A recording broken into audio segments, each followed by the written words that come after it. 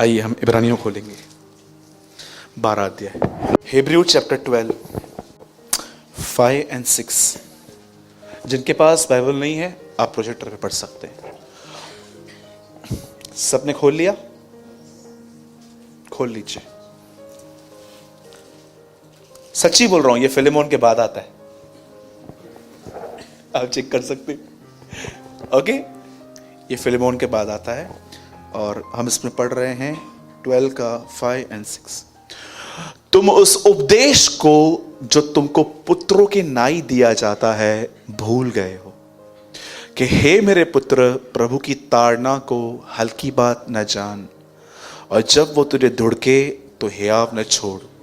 6, क्योंकि प्रभु जिससे प्रेम करता है उसकी ताड़ना भी करता है, और जिसे पुत्र बना लेता है उसे कोड़े भी लगाता है। इंग्लिश में लगाइए। You are children of God and he speaks words of comfort to you. You have forgotten these words, my child. Don't think the Lord discipline is worth nothing, and don't stop trying when he corrects you. आगे, the Lord disciplines everyone he loves. He punishes everyone he accepts as a child. ध्यान दीजिए, बताइए English लगा खोल के रखो। Discipline everyone he loves. ध्यान दीजिए, आपका बच्चा दाल और चावल हाथ से खाता है तो कोई इशू नहीं है, चम्मच से खाएगा तो भी इशू नहीं है, पर वो अगर ऐसे से खाएगा कुछ बोलोगे नहीं? आपका लड़का रात को आपके सामने आके सिगरेट पिए और धुआं आपके मुंह में छोड़े, कुछ नहीं बोलोगे?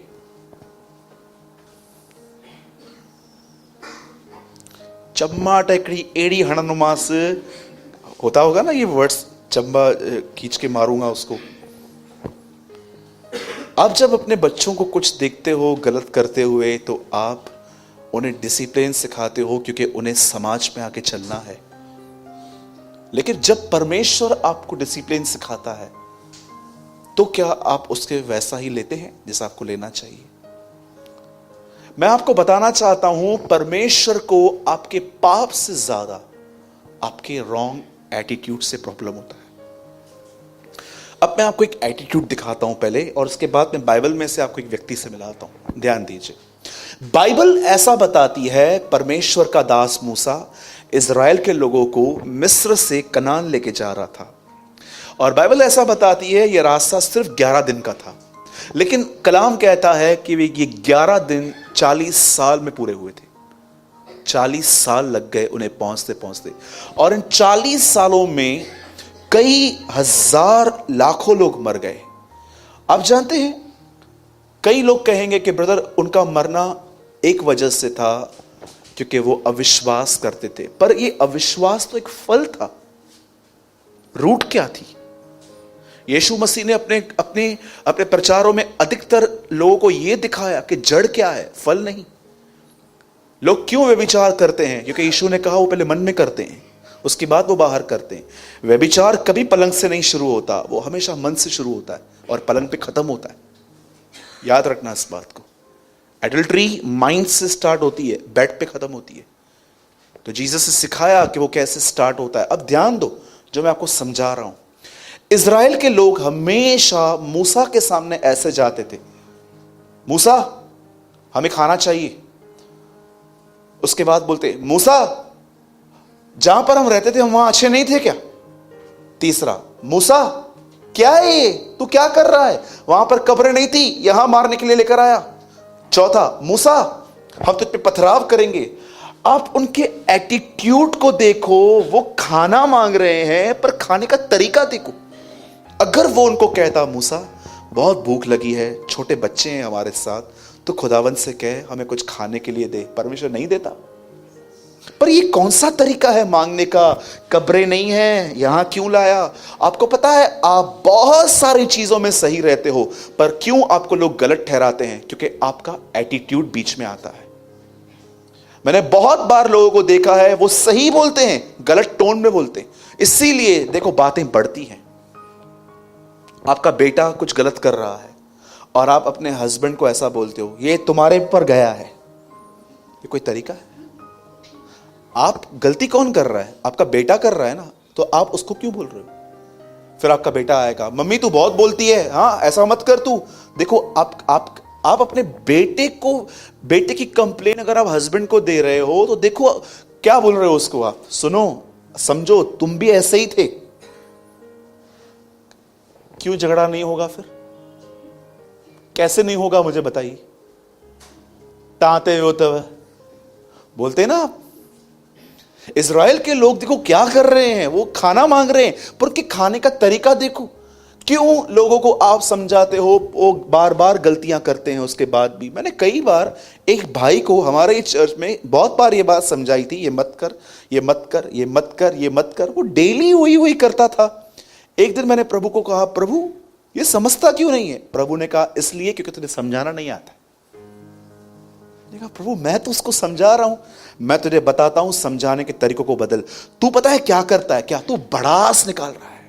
तुझे भड़ास नहीं निकालनी है, तुझे उसको विजडम देनी है। ऐसा कर फिर नहीं होगा। आज मैं आपसे पूछना चाहता हूं, आपके समझाने के तरीके कैसे हैं?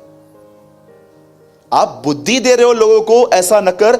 नीति वचन में कई बार लिखा गया है, हे मेरे पुत्र। कितना प्रेम से दाऊद सुलेमान को समझा रहा है, हे मेरे पुत्र पराई स्त्री से दूर रहे। उससे दूर रहेगा तो तू अपनी कमाई को खाने पाएगा, तेरा वंश का भला होगा। लिखा है, क्या ऐसा हो सकता है कि कोई पराई स्त्री के पास जाए और वो अपनी कमाई को खा सके? उसके बाद लिखा है, क्या ऐसा हो सकता है कोई अंगार ले और अपने छाती पे रखे और न जले?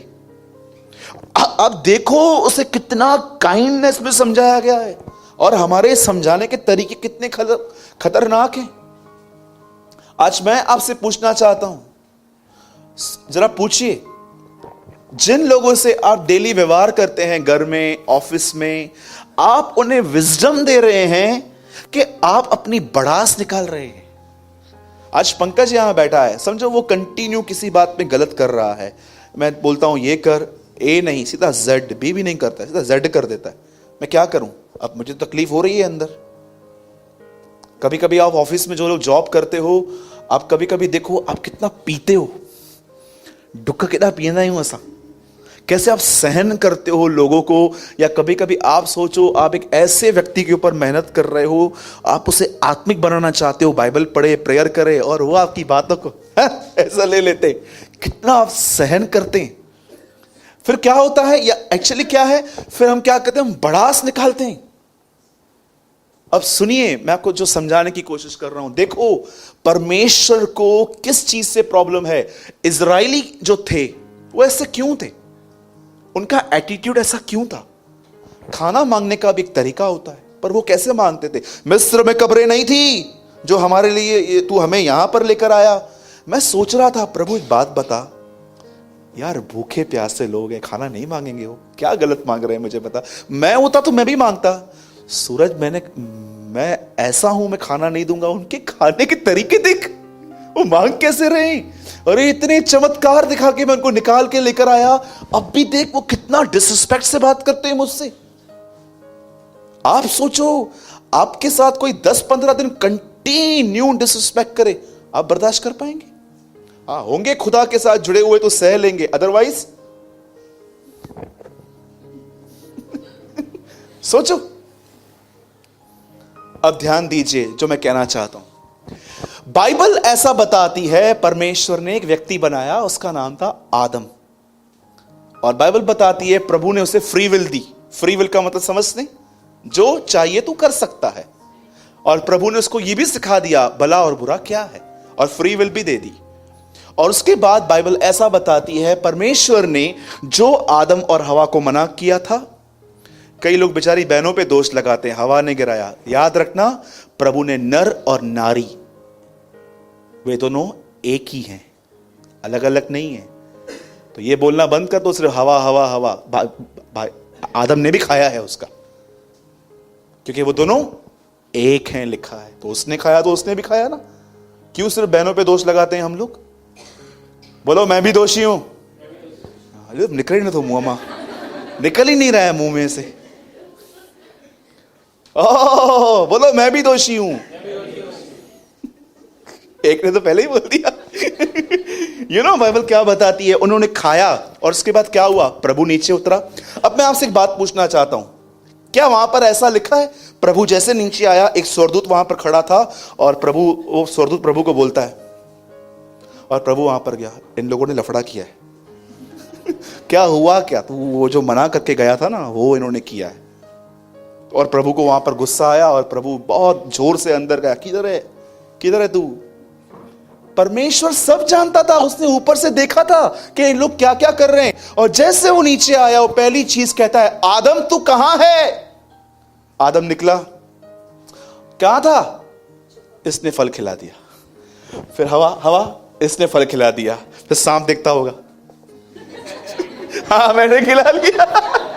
वो भी देखता होगा, अभी तो मेरा तो कोई भी नहीं है भाई। मैंने खिला दिया। और आप जानते हैं परमेश्वर ने उसे निकाल दिया। मैं आपको बताना चाहता हूं, लिसन, जब उन्होंने फल खाया ना, प्रभु वहां पर आया और प्रभु ने उनको जब कहा वेयर आर यू, तू कहां है। याद रखना, अपने बाइबल में ब्रैकेट में लिख देना आज अपने इस वचन के पास में कि परमेश्वर न्याय करने नहीं, बातों को बनाने आया। He is a God of restoration. आप सोचो अगर उसको न्याय करना होता तो सीधा नीचे उतरता, एक एक को चाटे मार के निकाल देता, चलो निकलो निकलो निकलो यहां से। पर आकर भी पूछता है, भाई तुम कहां हो, ताकि वो सामने आए और मान ले कि हां मैंने किया है। मैं आपसे पूछना चाहता हूं, जब आपके घर के अंदर या आपके ऑफिस में या कभी कभी आप पब्लिकली रिब्यूक किए जाते हैं, डांटे जाते हैं, उसे कैसे लेते हैं आप। अधिकतर लोग नाराज हो जाते हैं। मैं आपको सच बताऊं, कभी कभी आपके लाइफ में ऐसे भी लोग होंगे कि वो गलत करेंगे, पर उनको समझाना आपके लिए एक चैलेंज बन जाएगा, क्योंकि आपको पता है इनको समझाया ना ये आपसे ही नफरत करेंगे। मैंने देखा है,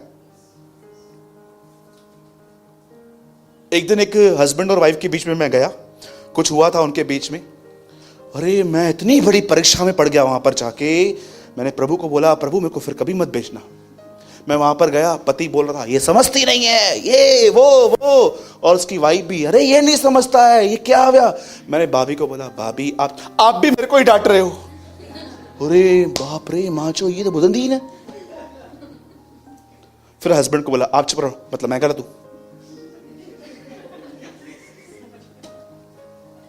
मुझे दिल पी थे मां ये मथे ते वनी कही है, जोर जोर से ये मेरे को मन कर रहा था मैं जोर जोर से अपने आप को मारूं। मैं इधर आया क्यों। अरे उसके बाद उनका जो ब्लेम गेम चालू हुआ, मैं लास्ट में ऐसा बैठा हुआ था। मैंने लास्ट में उनको बोला, तुम दोनों ढोंगी हो, मैं जा रहा हूं। उसको समझाओ तो वो बोलती है मैं गलत हूं क्या। उसको समझाओ, मैं गलत हूं क्या, मैं कमाता हूं, मैं घर, इसको कमाने का घमंड, इसको घर संभालने का घमंड। अरे तुमने मुझे बुलाया क्यों है बाकी। सिर्फ ये समझाने के लिए कि देखो क्या हो रहा है। एटीट्यूड, ये इतनी खतरनाक चीज है। शादियां टूटती हैं, संबंध खत्म हो जाते हैं, दो लोग पार्टनरशिप में बिजनेस स्टार्ट करते हैं, वो खत्म हो जाता है, सब खत्म हो जाता है, because of the one thing, negative attitude. मैं जब किसी इंस्टीट्यूट में पढ़ने के लिए जाता था, हमारे इंस्टीट्यूट में एक सर थे, वो थोड़ा समझाते, थोड़ा डांट से थे। मेरे बाजू में एक फ्रेंड था मेरा, उसका नाम पवन था। आप बिलीव करेंगे, एक दिन सर ने हमको डांटा। मुझे तो काम सीखना था कुछ, मैं डांट सहन के मैं बैठा था, मैंने पैसे भरे थे, मैं क्या करूं, मुझे सीखना ही था। वो उठ के सर को बोलता है, ओए आप डांटो मत, आराम से बात करो। मैं सब क्लास उसको देख रहे थे, बड़े बाप का बेटा था, वो सब चले गए और हम सब मिडिल क्लास थे वहां पर, हमें कुछ काम सीख के आगे बढ़ना था। आपको पता है आज वो लड़का, बिलीव कीजिए, मुझे नहीं पता है कहाँ है, लेकिन मैंने कहाँ पर ये सुना है कि वो कहीं बाहर चला गया, धक्के खा रहा है बेचारा आज। धक्के जानते हो कौन खाते हैं। दुनिया कहती है वो जिसकी कोई किस्मत नहीं है, पर मैं कहता हूं वो जिनमें एटीट्यूड है। किस्मत नाम की तो कोई चीज है नहीं। परमेश्वर इतना अन्यायी नहीं है कि 3 लकीरों में आपकी जिंदगी लिखेगा। याद रखना, यीशु मसीह आपका भविष्य है। वो ही हमारा फ्यूचर है और कोई आपका फ्यूचर नहीं है। अब देखो आदम वहां से निकाल दिया गया। अब देखो आदम की लीक पर एक और व्यक्ति चलता था, इससे भी मिल लो। बाइबल ऐसा बताती है एक व्यक्ति था, उसका नाम था शाऊल। ठीक है, पढ़ा है आपने शाऊल के बारे में? आपको पता है शाऊल की शुरुआत कितनी औसम हुई थी? जब उसे राजा बनाने के लिए चूज किया गया, आपको पता है वो मिल नहीं रहा था, वो मिल ही नहीं रहा था, वो कहां पर छुप गया था। अब आप सोचो, कोई आदमी छुप रहा है, इसका मतलब क्या है? वो पब्लिकली बढ़ना ही नहीं चाहता है आगे।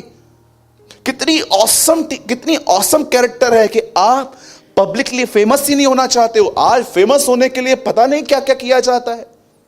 मैं हमेशा कहता हूं, use your mic for God but don't use your God for mic. इस माइक को प्रभु के लिए यूज करो, पर अपने परमेश्वर को यूज मत करो इसके लिए। आज लोग फेमस होने के लिए क्या कुछ नहीं करते, लस्ट भरी हुई है। लेकिन शाऊल ऐसा नहीं था, वो ऐसा नहीं था। वो छुप गया, उसको पकड़ के लाया गया, उसको राजा बनाया गया। अब देखो इसकी शुरुआत कैसी थी। इसने लड़ाइयां लड़ी, जीता, और एक दिन प्रभु ने इससे कहा लड़ाई पे जाने से पहले बलिदान कर। और इसने क्या किया? याजक का काम था बलिदान करना, पर इसने खुद बलिदान कर दिया। और जैसे वहां पर सैमुएल आया, जानते हो सैमुएल को वो क्या कहता है? सैमुएल उसे पूछता है, ये क्या किया तूने? वो कहता है, मैं नहीं कर रहा था, पर प्रजा के लोगों ने मुझसे करवाया, क्योंकि तेरे आने में देर हो गई। प्रभु ने जब ये सुना कि ये आदमी ऐसे एक्सक्यूजेस देता है, प्रभु उसको बोलता है, अपनी कुप्पी ले, मैं इससे फेडअप हो चुका हूं अभी। और सेम वही नबी ऑयल लेता है, दाऊद के पास पहुंचता है, दाऊद का अभिषेक कर देता है, और दाऊद आगे चल के राजा बनता है। अब दाऊद के बारे में सुनो। एक दिन वो छत पे गया, उसने एक वुमेन को देखा बाथ में, वो नहा रही थी। दाऊद ने उसको बुलाया। वो जानता था वो शादीशुदा है, उसके बाद भी उसने व्यभिचार किया, और ये व्यभिचार खुल न जाए इसके लिए उसने उसके पति की हत्या भी करवा दी। व्यभिचार को छुपाने के लिए मर्डर किया गया। अब सुनिए, एक नबी फिर उसके पास आके कहता है ये बातें हुई हैं। और जब दाऊद एक्सपोज होता है कि ये वो है, जानते हो दाऊद ने क्या किया? दाऊद ने अपने कपड़े फाड़े और कहा, मैं यहोवा के सामने अपराधी हूं। सुनिए, मैं आपसे एक सवाल पूछता हूं, शाऊल का पाप सीरियस था कि दाऊद का पाप सीरियस था? हाँ, दाऊद का। पर शाऊल बलिदान करके निकाल दिया गया, पर दाऊद व्यभिचार करके भी राजा बना हुआ था। क्या था शाऊल, क्या था दाऊद में जो शाऊल में नहीं था? एटीट्यूड। उसमें एटीट्यूड था। उसने ये नहीं कहा कि यार एक्चुअली क्या हुआ था ना, मैं ऊपर गया, मैंने कुछ देखा और मैं अटक गया। ही नेवर से एनीथिंग, ही से यस, ये मैं हूं। परमेश्वर ने उसके गुनाह के बाद भी उसे राजा बनाए रखा।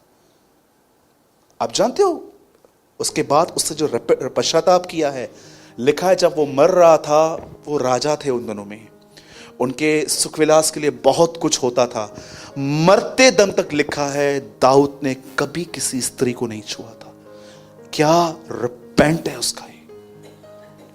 एक व्यक्ति निकाल दिया गया सिर्फ बलिदान करके, पर एक व्यक्ति उससे बड़े बड़े गुनाह करके भी राजा बना हुआ था। जानते हो रीजन क्या था?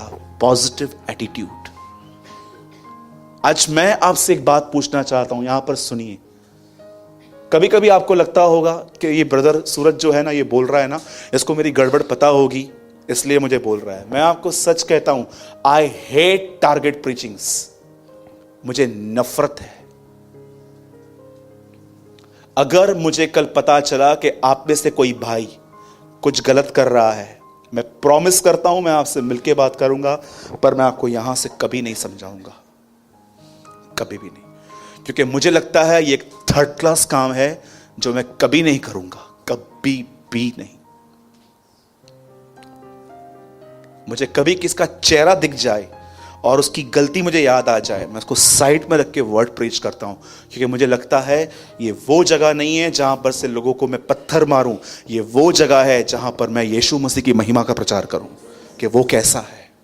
आज मैं आपसे बहुत साधारण सी बात पूछ के मैं आपको खड़ा कर रहा हूं। आप सोचो, करेक्शन के प्रति आपका एटीट्यूड कैसा है? अगर आपके पति ने आपको डांटा है, 5 मिनट जांचो, क्यों डांटा, क्या रीजन था? आपको पता है, आप जब डीप सोचोगे ना, आपको दिखाई देगा, यस, गलती है मेरी। ठीक है, आप भाइयों को यहां पर जो हैं, आपको हक मिले हुए हैं, कुछ लिखा है पति पत्नी का सर है। अगर आपकी पत्नी ने कुछ ऐसा आपके साथ कुछ गलत कर दिया, कुछ बोल दिया, तो इसमें यह बोलने की क्या जरूरत है कि मैं बड़ा हूं, मुझे कैसे बोल दिया, फिर क्या हुआ बोला तो? आप भी पॉजिटिव बनो ना। कहां नहीं टिक पाते हैं ऐसे लोग जिनके अंदर करेक्शन के प्रति ही प्रॉब्लम्स हैं। अरे सोचो, लिखा गया है, जब धर्मी तुझे डांटे तो कृपा समझ, और जब वो तुझे मारे तो यह उस अभिषेक की तरह होगा जो तेरे सर पे लगाया जाए। क्या यीशु को देखो, आप सोचो, कितना शारीरिक वर्ड लगता है, पर यह आत्मिक व्यक्ति का शब्द है। हे अविश्वासियों, मैं तुम्हें कब तक सहूंगा। ये किसने कहा है? यीशु गुस्से में नहीं आया था कोई, वो शारीरिक नहीं था हमारी तरह कुछ भी बोल के चला जाएगा। जब वो उसको कहता है, हे अविश्वासी कठोर लोगों, मैं तुम्हें कब तक सहूंगा। आप सोचो, अविश्वासी और कठोर, हाँ प्रभु मैं दोनों हूं। सोचो, जब परमेश्वर आपको करेक्ट करे तो कितनी बड़ी ब्लेसिंग है ये। हमको लगता है जो जो जो जो ब्लेसिंग है वो है चंगाई, बरकत, ये वो। मैं आपसे पूछना चाहता हूं, कितने लोगों ने रियल ब्लेसिंग के बारे में सुना है? मैं आज बताऊं, मेरे पास अब भी 5 मिनट है आपको बताने के लिए। सुनिए, मैं आपको रियल ब्लेसिंग बताता हूं जो एक्चुअली मसीह में आपकी है। सुनिए, कई लोग कहते हैं चंगाई, पैसा, छुटकारा, ये वो। सुनिए, मैं कभी भी इन चीजों को रिजेक्ट नहीं करता हूं, क्योंकि ये भी बाइबल का एक हिस्सा है, पर मैं इन चीजों को वो जगह नहीं दूंगा जो जगह उन्होंने यीशु ने नहीं दी थी। कभी आपने एक बात सोची?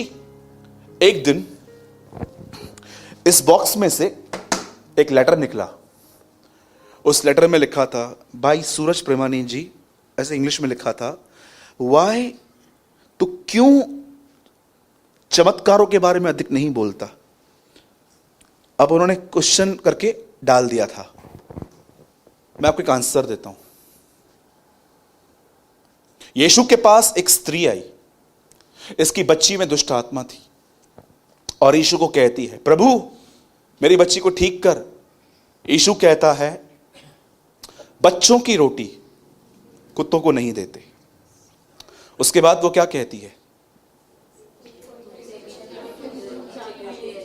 कुत्ते भी उस चूर चार को खाते हैं जो स्वामी के मेज से गिरती है।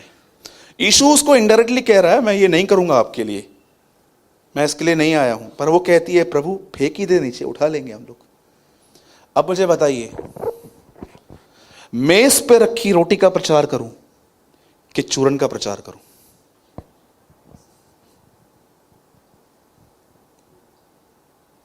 नहीं समझे? वो जो रोटी नीचे पड़ी हुई है, चमत्कार, ये थोड़ी थोड़ी जो लोग भागते रहते हैं इसके ऊपर, ये खिलाऊं कि टेबल पे रखा हुआ खाना बनाऊं to be like Jesus Christ, यीशु की तरह बनूं? काश प्रभु हमारी आंखें खोले। मैं इससे पहले कुछ बता रहा था ना, ब्लेसिंग, हाँ प्रेज द लॉर्ड। देखो कभी कभी निकल जाता है।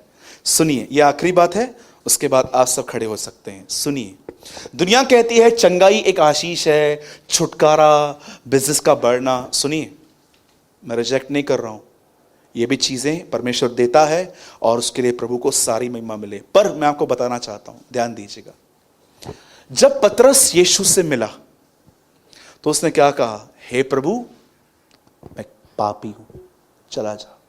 ठीक है। सेकंड, एक स्त्री यीशु से मिली, उसने अपने संगमरमर का इत्र का जो पॉट था वो क्या किया? तोड़ दिया। आपको पता है पॉट को तोड़ने का मतलब क्या है? इजराइल में वेश्याएं इत्र को ड्रेस पे लगा के कस्टमर्स को अट्रैक्ट करती थी। आप पढ़ सकते हो नीति वचन में, हे मेरी पुत्री दालचीनी और सुगंध वस्तुओं को लिखा है पलंग पे फैला दे। ये चीजें उन दिनों में लोगों को अट्रैक्ट करने के लिए मंगाई जाती थी। अब उसने क्या किया? वो पूरा तोड़ दिया। मतलब ये काम मैं नहीं करूंगी आज के बाद। थर्ड थिंग, उसके बाद जब सामरी स्त्री यीशु से मिली तो वो यीशु से मिलने के बाद गांव वालों को कहती है, सुनो मुझे एक व्यक्ति मिला है और जो मैंने किया उसने मुझे सब बता दिया है। आप में से कितने लोगों ने नोटिस किया, इन्होंने यीशु से मिलके एक ऐसी रोशनी पाई जिस रोशनी में उन्हें यह भी दिखा कि खुदा उनसे प्रेम करता है और यह भी दिखा कि उनके अंदर गंदगी भी है। सिर्फ गंदगी नहीं दिखी, पर यह भी दिखा कि इतनी गंदगी के साथ भी खुदा मुझसे प्रेम करता है। अगर परमेश्वर आपको प्रतिदिन आपकी एक गलती भी शो नहीं कर रहा है, मैं आपको बताना चाहता हूं, आप प्रभु से दूर हो चुके हो। ये ट्रू ब्लेसिंग है कि परमेश्वर जब आप गलत करे वो आपको कैच करे और उसको कहते हैं कि वो पुत्र के समान व्यवहार कर रहा है। कितने लोगों को ये ब्लेसिंग चाहिए? ब्रदर पीछे जाइए अभी। क्या आप बिलीव करते हैं ये एक ब्लेसिंग है? This is a real blessing.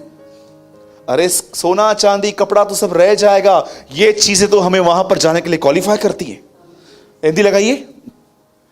क्योंकि प्रभु 5 और तुम उस उपदेश को जो पुत्रों के नाई दिया जाता है भूल गए हो कि हे मेरे पुत्र, प्रभु की ताड़ना को हल्की बात न जान, और जब वो तुझे दुड़के तो हियाव न छोड़। आगे, क्योंकि प्रभु जिससे प्रेम करता है उसकी ताड़ना करता है। जब परमेश्वर आपको कहता है ये मत कर, तो ये सिर्फ इंस्ट्रक्शन नहीं है, ये लव है। कितने लोगों को इस तरह की ब्लेसिंग चाहिए? सोचो, एक बच्चा, आपका बेटा आपके सामने स्मोकिंग करता है और मैं आपको बोलता हूं अंकल आप कुछ बोलते नहीं हो। बोल बोल के थक गया हूं मैं। सोचो अगर आपको खुदा नहीं बोलता, मतलब उसने पे गिव अप कर दिया है। मैं सच्ची में एक बात बताता हूं, मैं घर में था, बाप और बेटे साथ में दारू पी रहे थे, तो मैंने उनको बोला अंकल आपका लड़का आपके सामने पीता है, आपको चलता है क्या? बोलता है ब्रदर देखो मेरे को तो हैबिट है, अब इसको मैं समझा समझा के थक गया हूं, मत पी, पर इसके पास कॉमन सेंस भी नहीं है, मैं क्या करूं, मैंने गिव अप कर दिया है। जब परमेश्वर आपको दिखाए, कितने लोग हैं यहां पर सच बताइए, जब आप लोगों से नाराज होते हो तो परमेश्वर आपको ये नहीं कहता है देखो कितने स्वार्थी हैं, पर परमेश्वर आपको कहता है क्यों इतनी उम्मीद करता है तू? प्रभु को अपने जीवन के लिए ज्योति मांगो, दूसरों के लिए नहीं। दूसरों के पास, वो हमारे पास ऑलरेडी ज्योति रहती है। ज्योति क्या मशाल होती है। हाँ, मसीहत भरी पड़ी है ऐसे लोगों से जो अपना नहीं, सारा दिन दूसरों की जिंदगी को झांकते रहते हैं। इसने डीपी क्या रखा है, इसने फेसबुक पे क्या अपलोड किया है, इसने क्या किया है, इसने क्या किया है, इसने क्या किया। अरे छोड़ो उसको, तुमने क्या किया है वो बताओ। समझ रहे हैं? एक बार मैंने अपने नेफ्यू से कहा बैठ दुआ करना सिखाता हूं। बैठा बच्चा है, मैंने बोला बोल मैं पापी हूं। बोलता है हम पापी हैं। बोला बोल मैं पापी हूं, हम पापी हैं। कितनी डिसऑनेस्टी है बचपन से। 2 बच्चे फेल होके आते हैं, बाप बोलता है रिपोर्ट कार्ड, पापा ये भी फेल हुआ है। उसके लिए क्यों बता रहा है? मैं भी हुआ हूं ना, मतलब समझ जाओ ना, पहले इसको मारो। बचपन से 3-4 साल के बच्चों के अंदर पाखंडीपन देखा है मैंने। आप बिलीव करो, एक दिन मेरा नेफ्यू खेल रहा था बैठ के, उसको बुला बुला के थक गया, इधर आ इधर आ इधर आ इधर आ, नहीं मामा नहीं मामा नहीं मामा नहीं मामा। मैंने मन में क्या किया, बाजू वाले की बच्ची गुम थी, उसको उठाया, आके बोलता है इसको नीचे उतार, मेरे को उठा। इतनी जलन चाहिए साले हुए खाली 4 साल का, इतनी जलन तुझ में कहां से आई? आके बोलता है इसको नीचे उतार, मेरे को उठा। आदम की सच्ची संतान, ट्रू चिल्ड्रन ऑफ एडम, बिल्कुल इसकी लीक पे चलता है वो। बोलो यीशु मसीह की। हाँ, उनको अभी बोलो अपने बाजू वाले को, चरित्र बाद में बदलेगा, पहले एटीट्यूड बदलो। हाँ, तो अभी आपके एटीट्यूड की भी थोड़ी परख हो जाएगी। बोलूं अभी कुछ, और उसके बाद मैं आपकी शक्लें देखूंगा, मैं आपकी शक्लें देखूंगा। बोलूं पक्का? और अगर आपको बुरा लगे तो लगे, इसमें क्या है? बोल दूं? कम बोलो।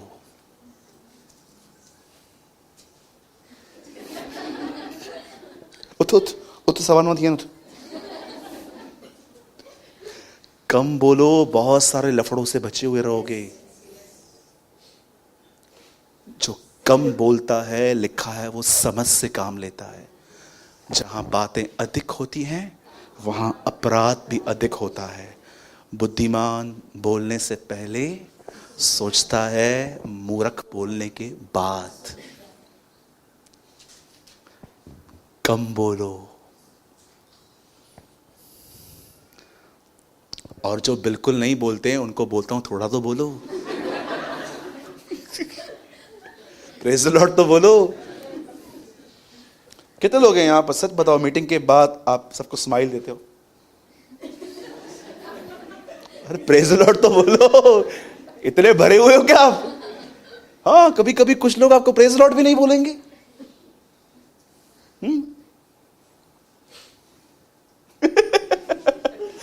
ओके, बोलो जोर से, आज से कम बोलूंगा।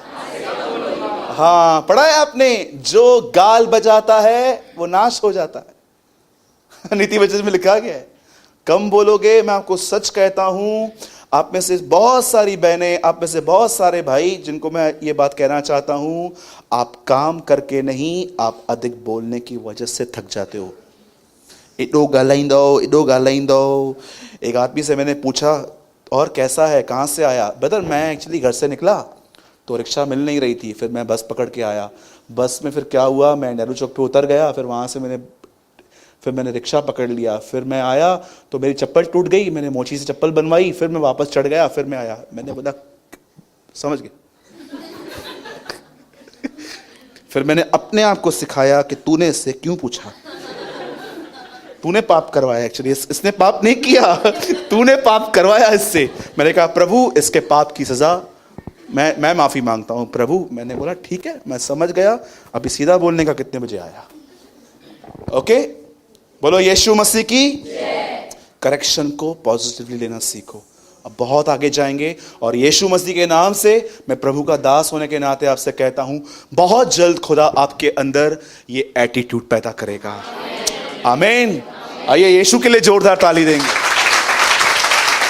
न तो बल से, न शक्ति से, परंतु प्रभु की आत्मा के द्वारा ये हो जाएगा। मैं विश्वास करता हूं यहां पर जितने भी लोग बैठे हैं, आने वाले समय में भले हमारे परिवार हमें गालियां दें, कुछ भी करें, क्या भी कहें, उसके बाद भी हम राइटली उनको देखकर कहेंगे, प्रेज द लॉर्ड। आमीन।